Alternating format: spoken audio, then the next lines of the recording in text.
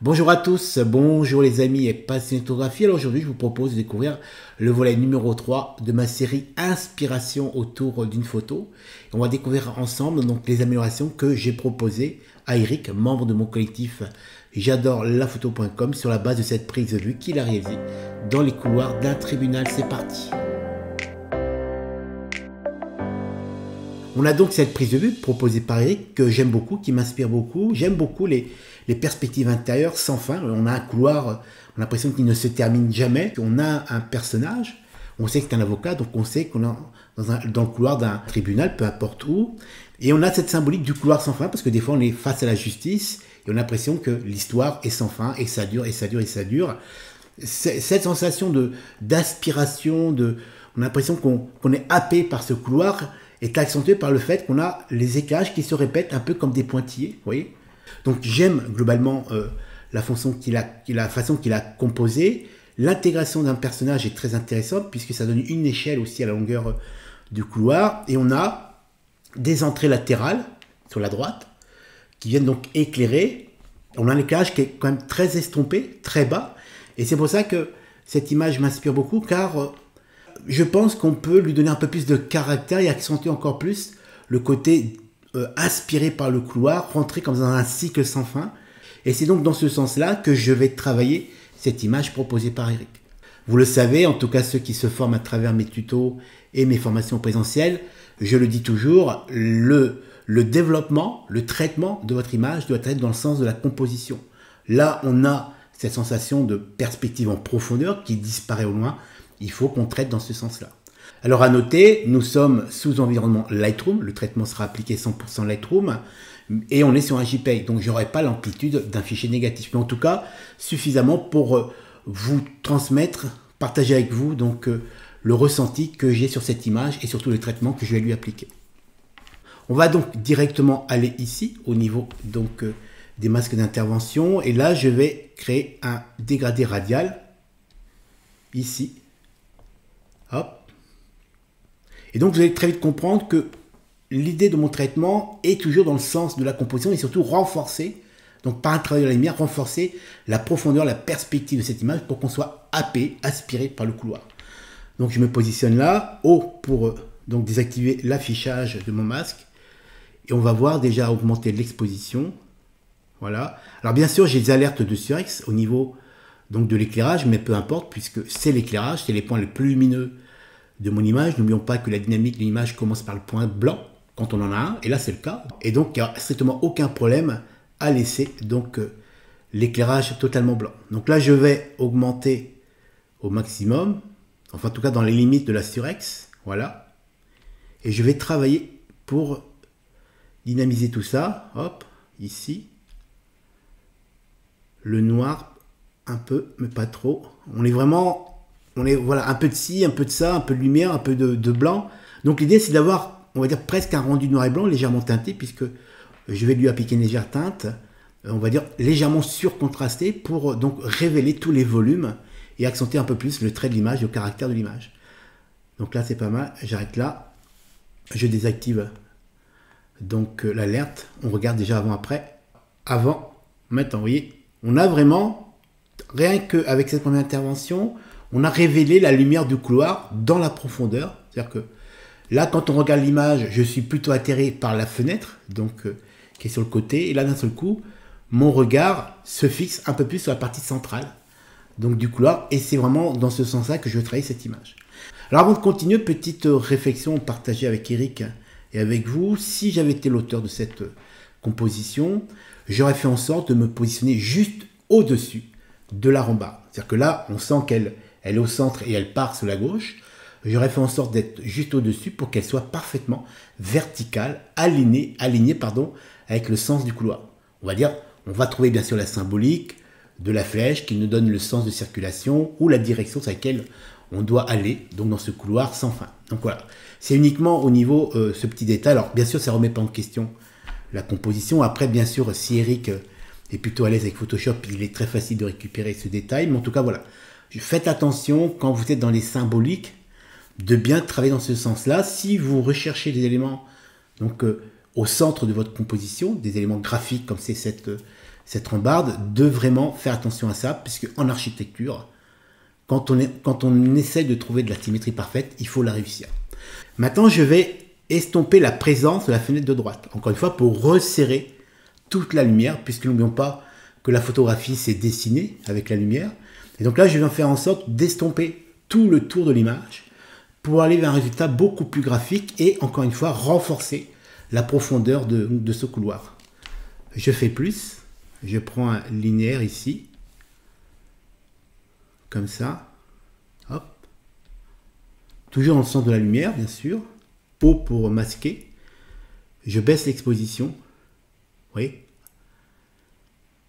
Ici. Et je vais voir si je peux, peut-être avec le noir, trouver un juste milieu. Voilà. L'idée, c'est vraiment de retrouver, on va dire, ce qu'on appelle un noir squelettique. Un noir squelettique, c'est un noir qui est très contrasté, avec des noirs très affirmés, des points lumière assez forts, et le reste, ce sont des demi-tons, des tons de transition, on appelle ça, pour accompagner donc ce fort contraste. L'idée, c'est vraiment aller vers ce sens-là, avoir un noir un peu dur. Mais ça, c'est vraiment volontaire. Avant, maintenant, alors on va renommer lumière latérale, lat, droite. L'autre en dessous, on va le nommer centre. Voilà. Ok, maintenant si on regarde déjà, avant, maintenant, vous voyez, on a une inversion de lumière. C'est-à-dire que j'ai totalement reconstruit l'architecture de lumière de cette prise de vue. On va continuer. Plus dégradé linéaire. Vous l'avez compris, quand on est dans une approche un peu plus créative, alors soit on se limite à la réalité du moment, pourquoi pas, bien sûr, soit on essaye de renforcer le trait, donc renforcer le message, et c'est justement dans ce sens-là que j'applique ce traitement. Alors je vais mettre ici pour voir un peu ce que ça donne. Je vais baisser l'exposition. Regardez, et là je vais effacer le départ. Donc toute la partie basse, vous voyez, avant on était comme ça. Donc c'est-à-dire qu'on a une accroche lumière au premier plan, et je veux vraiment que le regard, c'est-à-dire que dès que vous ouvrez l'œil sur cette image, hop, vous faites ça, vous ne voyez que ce couloir sans fin. Donc j'ai besoin d'estomper le premier plan. Je fais ça. Alors ce que je vais faire, c'est comme la partie gauche ici est plus sombre que la partie droite, donc ce que je vais faire, c'est que je clique dessus, je vais faire soustraire, dégradé linéaire, et je vais le positionner ici. Voilà, donc si j'affiche le masque, maintenant il n'y a que la partie droite qui est impactée. Je vais continuer mon exposition pour les éteindre au maximum. Voilà. Je vais refaire, donc là je vais faire travail, lumière, bas, droite, DR, voilà. Là je vais en rajouter encore un peu. Linéaire, pareil, c'est des outils qui ne sont pas très compliqués, enfin quand on a compris le fonctionnement, toujours dans cette idée-là. Comme j'ai équilibré dans un premier temps la droite de la gauche, maintenant je peux intervenir globalement. Voilà. Je vais hop, ajuster un tout petit peu mon noir, c'est pas mal. Je vais renforcer encore le trait ici, en haut. Alors là je vais l'appeler toujours dégradé bas, plus dense, voilà. Ok. Maintenant je vais en créer un autre. Ici encore plus, pour le vignetter encore plus. Alors, on est vraiment dans une approche vraiment assez affirmée, mais c'est vraiment mon choix. Après, à vous de vous inspirer ou pas. Hop, et là je vais continuer. Voilà. Éteindre ça. Voilà. Je vais éteindre un tout petit peu le haut. Alors, peut-être qu'à la place d'Eric, non seulement j'aurais fait attention à être parfaitement vertical par rapport à la rambarde, ici, pour accentuer vraiment comme si c'était un élément central bas qui nous donne une direction, encore une fois, par rapport au couloir. Et je pense que j'aurais légèrement donc contre-plongé mon boîtier, donc légèrement plus haut, pour éviter d'être au bord cadre au niveau, donc ici, de la partie supérieure du couloir. Mais bon, voilà, ce sont des détails, mais pensez-y, ça peut aider au niveau de la composition. Là, je vais toujours l'appeler dégradé droite, haut, lumière. Et là, je vais encore une fois, ok. On continue, on y va. Je vais estomper la partie haute, je vais l'estomper par l'exposition, voilà. Voilà, je pense que c'est pas mal. Si on regarde avant, vous voyez, donc ça c'est la composition d'Eric. Le puits de lumière, donc la source lumineuse, c'est cette fenêtre principale qui est répétée. Ensuite, en tout cas, sur la partie droite du couloir. Et là, l'intervention a permis de réinverser tout. Et regardez, avant, maintenant. Là, on a vraiment la sensation d'être totalement aspiré par le couloir. On a des éléments qui sont quand même identifiables, la fenêtre de droite, la fenêtre de gauche, le reflet, la rambarde. On suit bien le côté un peu métallisé avec des petits points de lumière ici, plutôt intéressant. D'ailleurs, je vais estomper le départ ici, encore comme tout à l'heure, vous allez voir. Enfin, encore une fois, ce n'est pas des outils très compliqués. Le plus compliqué, c'est justement de développer sa fibre créative et savoir ce qu'on va en faire. Parce que les outils, franchement, sous Lightroom en particulier, ou même Camera Raw, je vous rappelle d'ailleurs au passage un petit coup de pub que j'ai mis en ligne ma dernière formation en tuto téléchargeable sur mon site de formateur, 100% Camera Raw paysage nature. N'hésitez pas à aller jeter un coup d'œil, ça peut peut-être vous intéresser. Et donc là, je baisse par la lumière et l'autre lumière pour estomper un peu le départ et l'exposition. Voilà. C'est très estompé sur les bords cadre image. Et après, on a ces reflets métalliques qui nous guident encore une fois vers le fond du couloir. Si on active tout avant-après, et hop, maintenant je regarde globalement, ça me paraît plutôt pas mal. Alors maintenant, ce qu'on va faire, une toute dernière petite touche. Je vais aller sur réglage de base et je vais bleuter. Voilà, voilà, c'est beaucoup plus joli. Je vais éviter que ça passe trop. Vous voyez. Alors quand vous faites des gris bleutés métallisés, faites attention à l'équilibre des nuances, c'est-à-dire que, surtout si vous imprimez cette photo, alors si vous faites du noir et blanc, il n'y a pas de souci. Quand vous décidez d'imprimer, puisque vous savez très bien, moi je suis un passionné de l'impression, mes images sont imprimées, je travaille dans ce sens-là, même si la plupart sont aussi partagées sur les réseaux sociaux, je travaille toujours dans cette perspective d'imprimer mes images.